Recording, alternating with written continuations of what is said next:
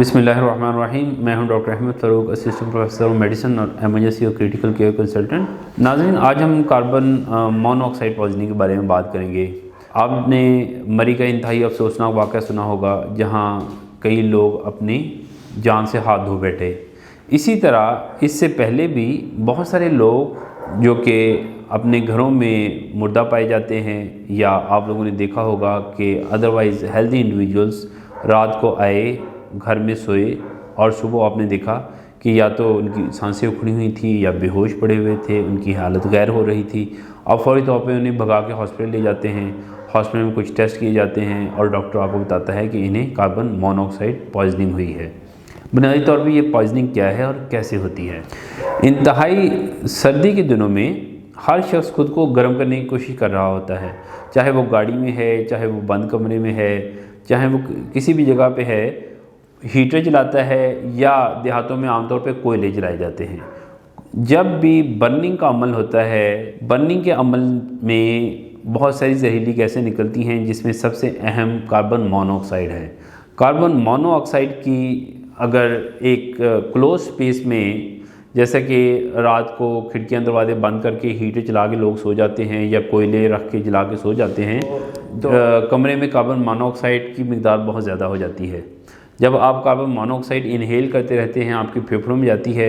इसकी ज़्यादती की वजह से जिस्म में ऑक्सीजन की कमी होना शुरू हो जाती है। कार्बन मोनोऑक्साइड पॉइजनिंग का सबसे टेरिबल इफ़ेक्ट ये है, या इसका सबसे खौफनाक पहलू ये है, जिस तरह बहुत सारी और दूसरी बीमारियां या और बहुत सारी दूसरी पॉइजनिंग्स होती हैं, उन ओवरडोज या पॉइजनिंग में इंसान के जिस्म में सख्त बेचैनी होती है, इज़्तिरारी कैफियत होती है। उसके जब दम घुटना शुरू होता है तो वो उठता है, भागता है, खिड़की खोलता है, मदद के लिए लोगों को पुकारता है, या इस तरीके से वो ख़ुद को बचाने की कोशिश करता है। लेकिन कार्बन मोनोऑक्साइड में एक इंतहाई खौफनाक पहलू ये है कि जब जिस्म में कार्बन मोनोऑक्साइड बढ़ना शुरू होती है तो इंसान आहिस्ता आहिस्ता ग़ुनूदगी में जाना शुरू करता है, और ग़ुनूदगी से फिर नीम बेहोशी में, फिर बेहोशी में, उससे कौमे में दाखिल होता है, और इसी तरह वो अल्लाह को प्यारा हो जाता है।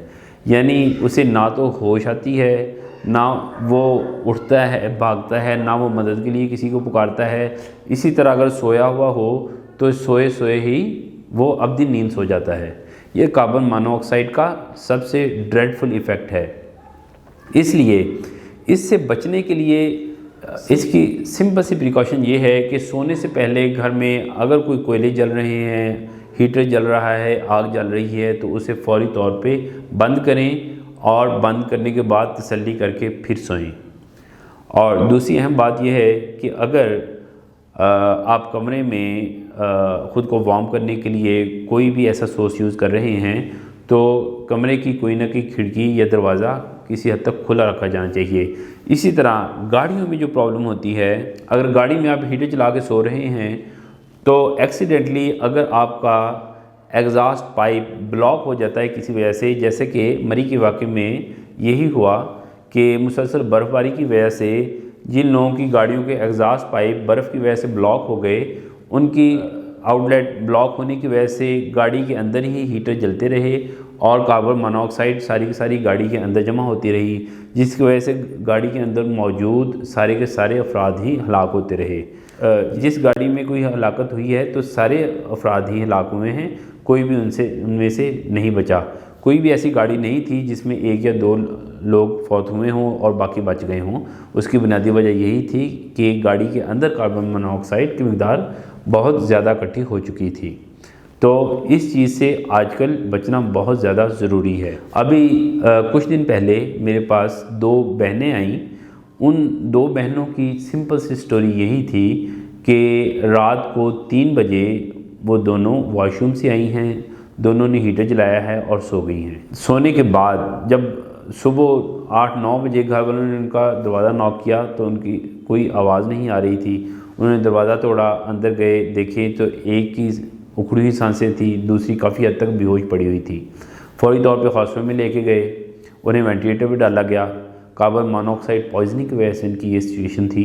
जब वेंटिलेटर पर डाला, तीसरे चौथे दिन उन्होंने आंखें खोली, बेहतर हुई और अल्लाह ने उन्हें नई ज़िंदगी दी।